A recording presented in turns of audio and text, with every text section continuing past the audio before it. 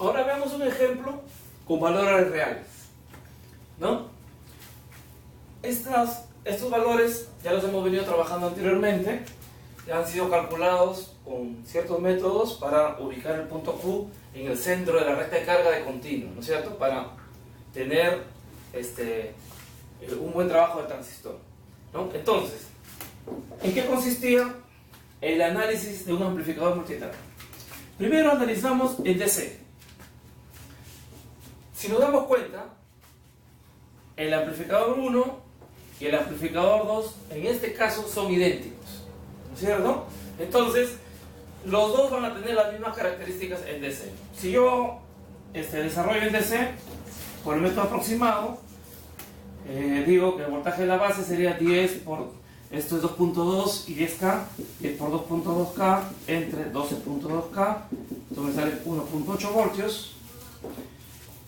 El voltaje en emisor sería 1.8 menos 0.7, 1.1 voltios, por lo tanto la corriente en emisor me saldrá 1.1 voltios entre 1K, 1.1 miliamperios. ¿Sí? Para nosotros, como los dos son idénticos, la corriente emisor en el punto Q1 es 1.1 miliamperios y en el Q2 es 1.1 miliamperios, lo mismo. Por lo tanto, si yo quisiera encontrar la resistencia dinámica interna del transistor 1, va a ser igual a la resistencia dinámica interna del transistor 2, igual a 25 milivoltios sobre 1.1 miliamperios, y esto me sale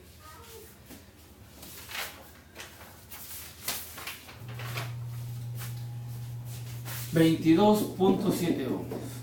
Aquí hay que aclarar algo, ¿ya? Me hicieron una consulta y me decían si es que la corriente, la resistencia de emisor interna estaba definida por el voltaje base emisor de alterna y la corriente de emisor, ¿no? O estaba definida por 25 milivoltios sobre corriente de emisor en el punto Q. Entonces me preguntaron, ¿o es alterna o es continua? Bueno, los dos casos, la definición, esta es la definición de resistencia. En realidad, si yo tengo la curva del diodo base emisor, acá tengo voltaje base emisor y acá tengo la corriente de emisor, una variación en la base emisor me va a generar una variación en la corriente, ¿sí? Una pequeña variación me va a generar en la corriente. ¿Quién es RE prácticamente? RE viene a ser prácticamente la pendiente, ¿no es cierto? Entonces, ¿qué ocurría? RE es la relación entre el voltaje de alterna y la corriente. Pero cuando hablábamos de amplificadores de pequeña señal, decíamos que esta variación deberíamos hacerla lo más pequeña posible para considerarla de pequeña señal. Entonces, ¿qué decíamos? Que en un momento, si cogíamos por ejemplo esta etapa de la curva y cogíamos este pedazo nomás, tenemos una parte lineal. Si cogemos una partecita por acá, tenemos otra etapa lineal. Si tenemos otra parte por acá, lineal. Entonces, si cogemos pequeños espacios, en lugar de todo esto que es curvo, voy a tener partes lineales, ¿no? Entonces, ¿qué ocurre? Al tener parte lineal, estas variaciones van a ser proporcionales. Y entonces, esa relación de esta variación con esta variación es aproximadamente 25 milivoltios entre la corriente de emisor Q. Para cualquier valor de la recta. La definición general es voltaje base emisor sobre corriente emisor, en alterna. Pero para un cálculo aproximado y para un cálculo rápido en el análisis, cojo esto. ¿Por qué? Tomando en cuenta de que en cualquier parte de la curva, esta relación va a ser constante. Entre esto y esto, entre esto y esto, entre esto y esto, siempre y cuando esté yo con pequeña señal, ¿no? Entonces nosotros por eso utilizamos esta definición para encontrar la resistencia de dinámica de emisor. ¿Bien? Aclarado eso, nos quedamos con este valor.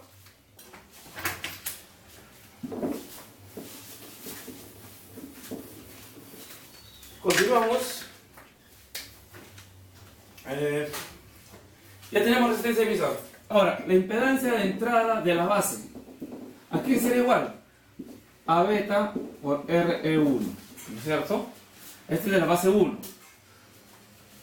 La impedancia de entrada de la base 2 será igual a beta 2 por la resistencia de entrada 2. En el caso, este caso son iguales y me sale, bueno, como la ganancia me dicen que es 100 por 22.7 me sale 2.72K.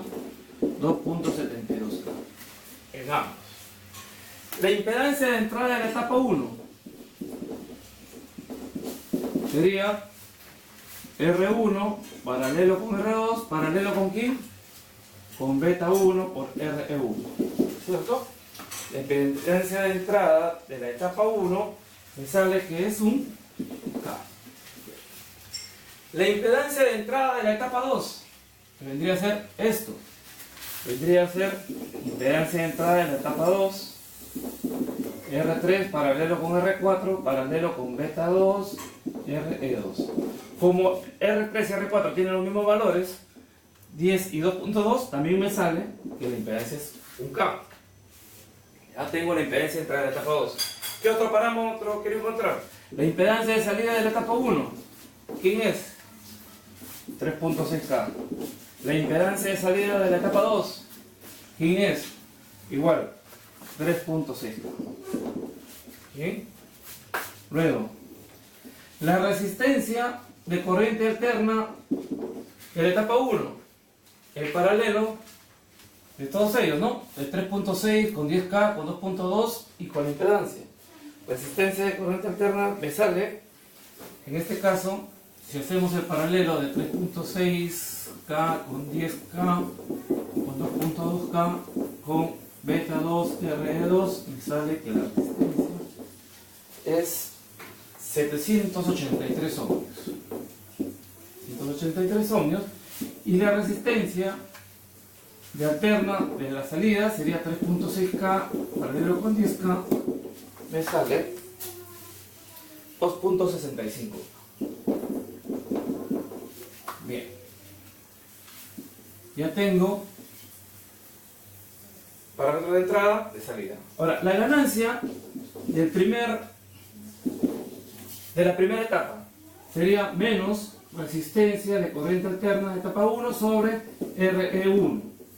Entonces tendré 783 entre 22.7 y la ganancia 2 tendré RC2 sobre RE2, que sería 2.65K entre 22.5.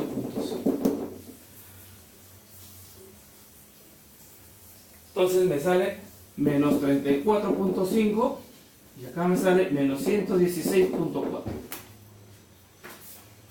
O perdón, menos 116.7. Listo. Entonces la ganancia total será igual a menos 34.5 por menos 116.7. ¿Sí? Esto me va a salir 4026. Ojo, la ganancia no tiene unidades porque es voltaje de salida sobre voltaje de entrada, ¿no es cierto? Relación de voltajes nada más. Los voltajes, la unidad de voltaje se elimina. Pero esta es la ganancia. Pero ahora, ¿quién era mi voltaje de entrada? En este caso yo tengo una resistencia interna, ¿no es cierto? Bueno, en el ejercicio inicialmente me dicen que esto es de 1 milivoltio pico a pico de entrada. Entonces, el voltaje de entrada será voltaje del generador por la impedancia de entrada de la base, de la etapa 1, sobre 600 más de impedancia de entrada de la etapa 1. ¿Quién será? Tenemos 1 milivoltio por impedancia de entrada de la etapa 1 por 1K sobre 600 más 1K. El voltaje de entrada me sale 0.625 milivoltios. Bien, entonces, si yo tengo el voltaje de entrada, el voltaje de salida será la ganancia por el voltaje de entrada. En este caso, que sería 4026 por 0.625 milivoltios. Esto es igual a 2.52 milivoltios pico a pico. O perdón, 2.52 voltios por pico. ¿Bien? Entonces estamos amplificando 0.625 milivoltios pico a pico. Estamos hablando pico a pico, tenemos 0.625 milivoltios. En el generador era pico a pico 1 milivoltio pico a pico, pero como acá hubo una división de tensión por esto, a la entrada le llegó solamente el 0.625, pero que es lo que amplifico, ¿no? Esto lo multiplico por la ganancia de las dos etapas, la multiplicación de las dos etapas, y me sale el voltaje de salida, ¿no? Este es el modo de hacer el análisis de un amplificador multietapa. Si tuviéramos una tercera etapa, tendríamos que construir el modelo equivalente tercero y realizar los mismos pasos, ¿no? Bien.